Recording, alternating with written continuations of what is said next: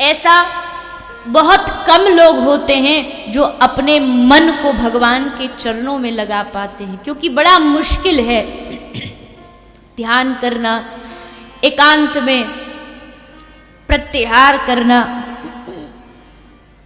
लेकिन मन को भगवान में लगाने का सबसे सरल तरीका क्या है? मैं आपको एक उदाहरण देती हूँ।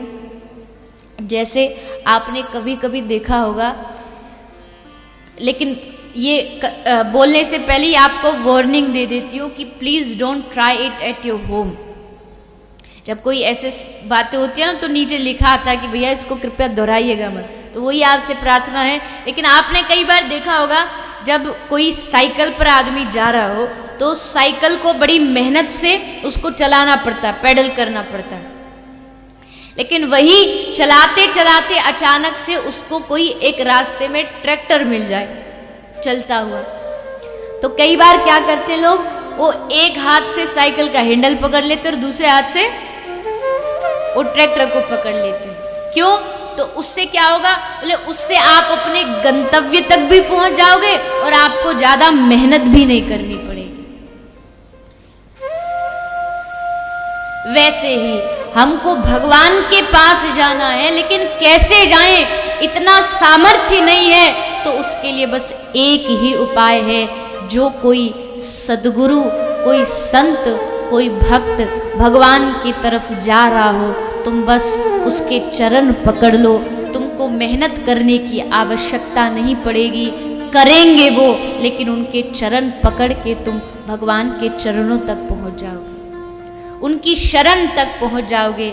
बस यही करो, किसी सच्चे संत की, किसी भक्त के चरण पकड़ लो।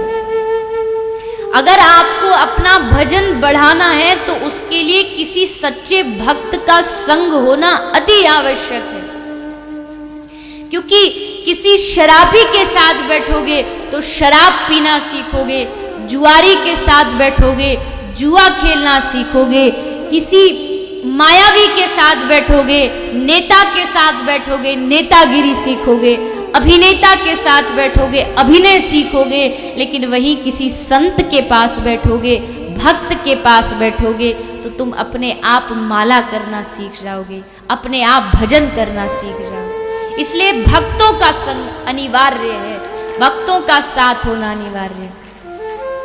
आप इस कथा में आते हो, कथा तो आप टीवी पर भी सुन सकते हो, लेकिन टीवी पर आपको कथा तो सुनने को मिलेगी, लेकिन एक चीज से आप वंचित रह जाओगे, और वो है भक्त दर्शन। वो भक्त दर्शन केवल और केवल आपको इस पंडाल में ही मिल सकता है। न जाने कौन सा भक्त ऐसा सच्चा आ जाए कि उसका दर्शन करने से ही आपकी भक्ति कहां पहुंच जाए। अपने सामर्थ्य से मन को वश में नहीं किया जा सकता। मन को भगवान के चरणों में लगाना है तो किसी सच्चे संत भक्त के पास पहुंचिए और फिर इस मन को समझाइए। जैसे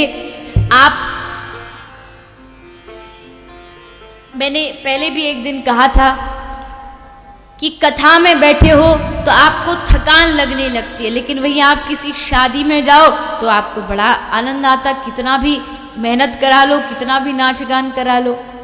वैसे ही क्यों? क्योंकि मन वहां पर आपने उस मन को वो चीज प्रिय है। वैसे अपने मन को समझाइए, अरे भैया दुनियादारी अब थोड़ी देर छोड़ दे और थोड़ी देर भगवत चरणों में लग जा, थोड़ी देर भगवान का नाम ले ले। अब तक दुनिया के साथ भागता था, अब थोड़ी देर भगवान के नाम में चल, थोड़ी देर प्रभु का नाम